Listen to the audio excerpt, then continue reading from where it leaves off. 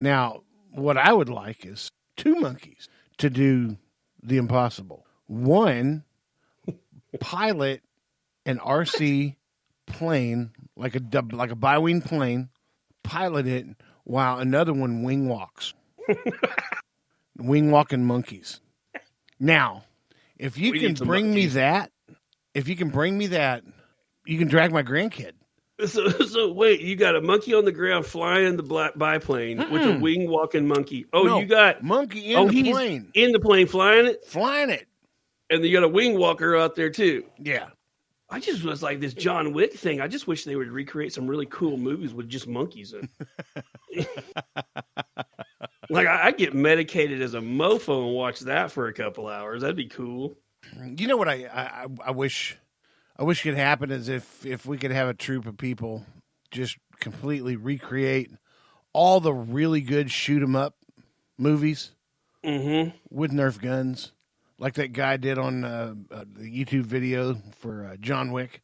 Yeah, using all go back and Nerf's another level now too, dude. I mean, they've got Nerf guns that'll do crazy things. Well, my grandson's got one that fires in rapid succession 3 at a time.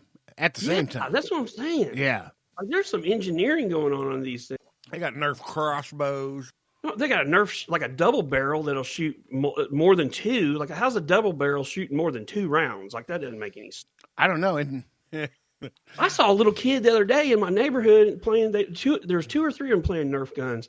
And one of them had a tactical thigh holster on for his pistol. Well, Boston came up with a hell of an idea. They had some pool noodles in their garage, and there was a pool noodle, and he's like, "Poppy, can you cut that in about 6-inch pieces?" I'm like, "Why on earth you want to do that?" And he said, "I want to invent a grenade gun, like a Nerf grenade gun, and those things are perfect Nerf thingies. He's got a point. They're perfect Nerf bullets. So, can we make a gun that will shoot these, like a potato gun that shoots them?" Yeah, and of course I'm like, "Oh, you can make it look like an RPG." Oh no! You know me. That bullshit ain't gonna get that shit out of here. It's gonna be made exactly like a potato gun, and I mean, we're gonna use butane. We're gonna use an electric ignition.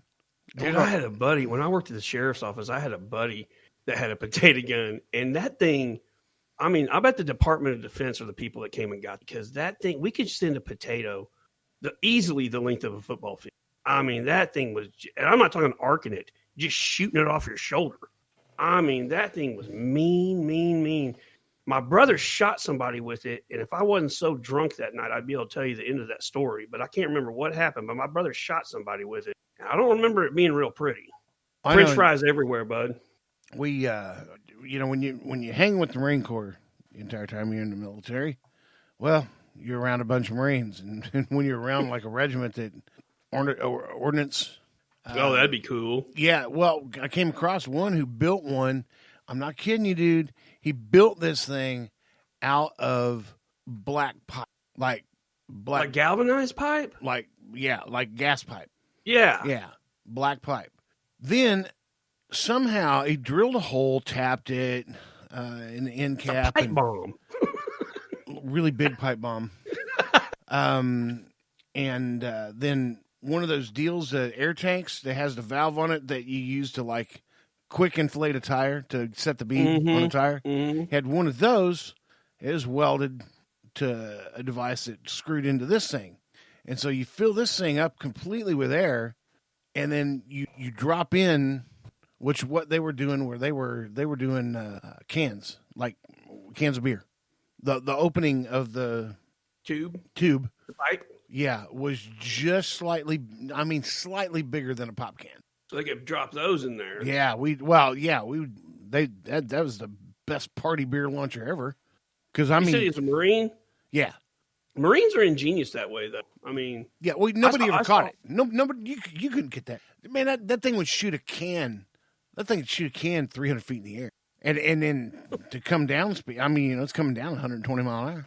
Good luck, Chuck. Right, catch it. Yeah, but that's pretty cool. I saw a documentary one time, and I don't remember where we were, where the military went, that we were having problems and having to calm people down. But the Marines got in this altercation with these civilians, and the civilians, well, they weren't really civilians because they had weapons, but they started trying to light up the Marines. And for some reason, the Marines were doing a whole bunch of stuff with less than lethal munitions. Mm-hmm. And they had this deal where this dude would wear a tank on his back. And it pretty much had, that stuff you spray around windows, that expando foam stuff. Yeah, spray around that pretty much had that in the tank. And they were using it when they initially got there. They were using it to shoot people with, because it would get heavy on them. They couldn't move around, so they would calm down these like riot situations. Well, after these civilians armed themselves, they caught the Marines in this little alley, and the guys that had those tanks, they just started at the ground and started spraying that foam, mm-hmm. and they kept going up with it, and they kept getting it deeper and deeper until it would stop a bullet. And I'm like, leave it to the damn Marines to figure something like that out. I mean, thinking on their feet. Spray on bunker gear. Yeah, that's pretty much what they did. They couldn't get through the foam, and they couldn't shoot through it, so the Marines ended up being safe until they could get a helicopter in there and lift them out. I'll be damned.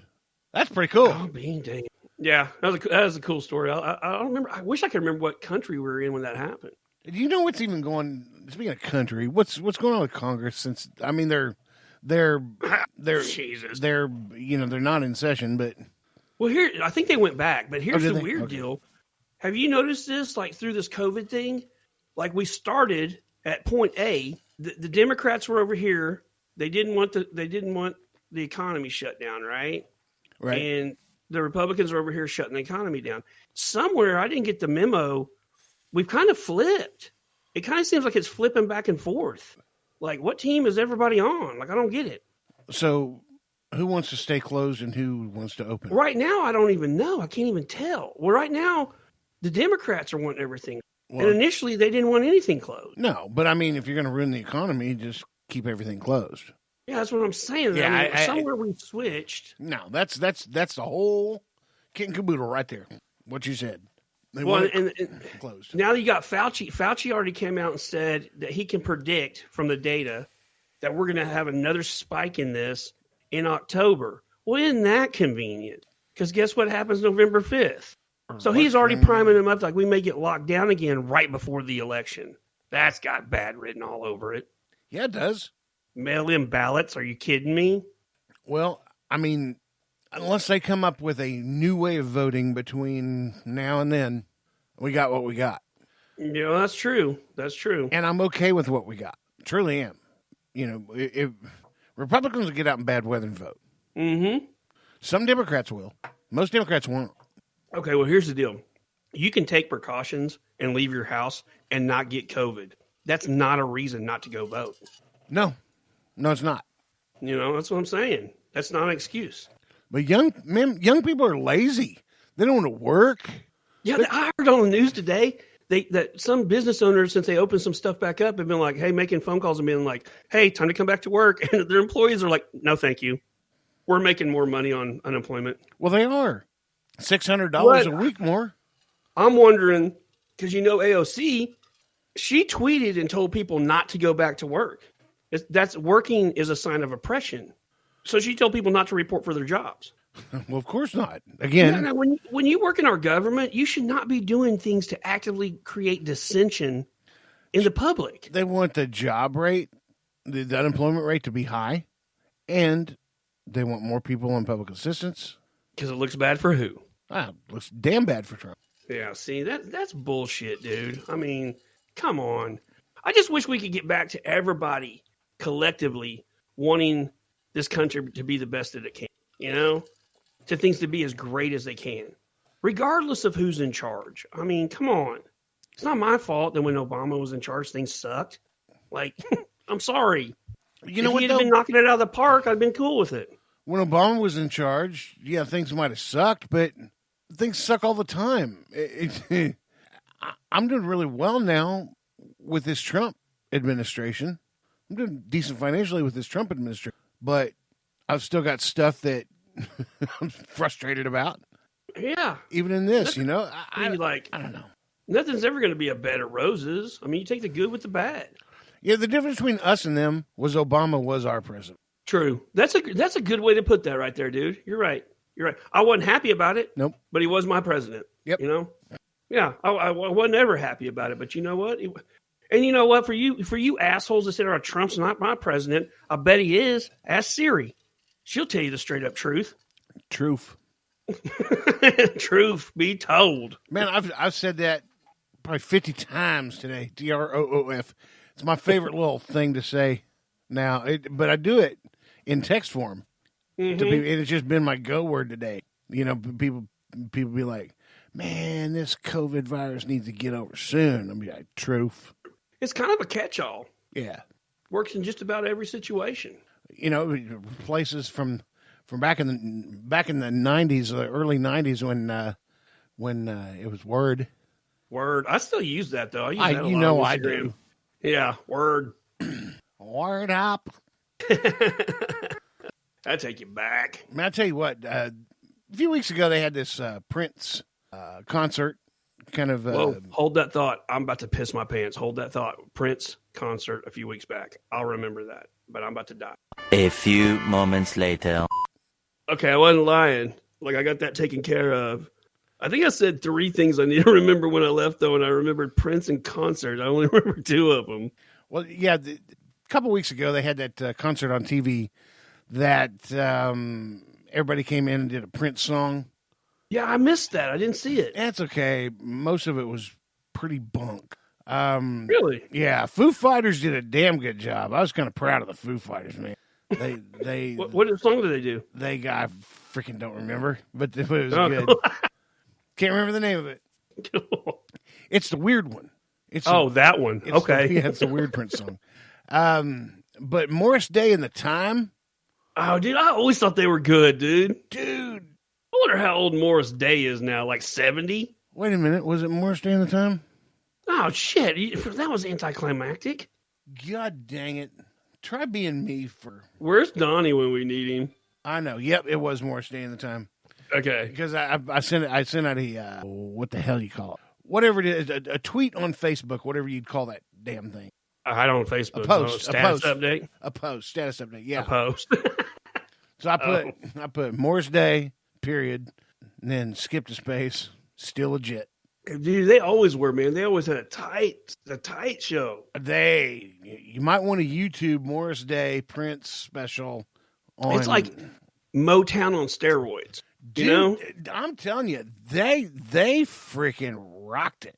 Yeah, that's cool. They did. Everybody, I'm gonna have to YouTube that. Like I wasn't real happy with Common. That was his name. And I guess everybody did a okay job. It just doesn't Common do spoken word though? Yeah. So did he sing or did he just do a spoken word? I mean, he got up there and rocked it in his own way. You know, okay. as everybody on there pretty much did. You know, I mean, the Foo Fighters brought a Foo Fighters flair. Morris Day brought a Morris Day flair for sure. And Legend did some stuff. There were a few people on there I've never heard of doing stuff, and I didn't like their.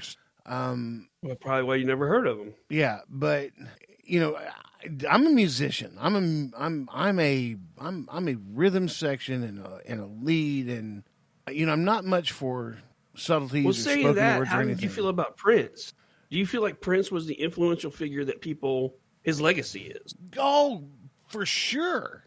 Yeah, I do too. I mean, the dude. Yeah. Okay. Besides what he recorded, he produced some of the greatest all time songs of that era. He wrote some of the greatest songs that he didn't sing. Other people did.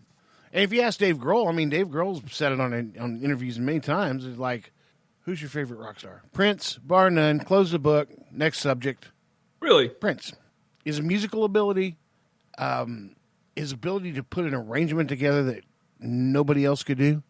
Like him, self-taught. Like he didn't go to music school or anything, did he? Well, he went to a pretty decent school, and he was from the Minneapolis. Excuse me, hang on. He was from the Minneapolis-St. Paul area. Mm-hmm. And he loved it. Which there was a time I thought he was from Detroit, but that wasn't true. No, he's from Minneapolis, and he made his home there. He didn't live in Hollywood. He didn't live in Orange Beach next to Donnie. Not at all. Did they ever say like I mean, like he died from drugs, but did they ever say what he overdosed on? Do you know?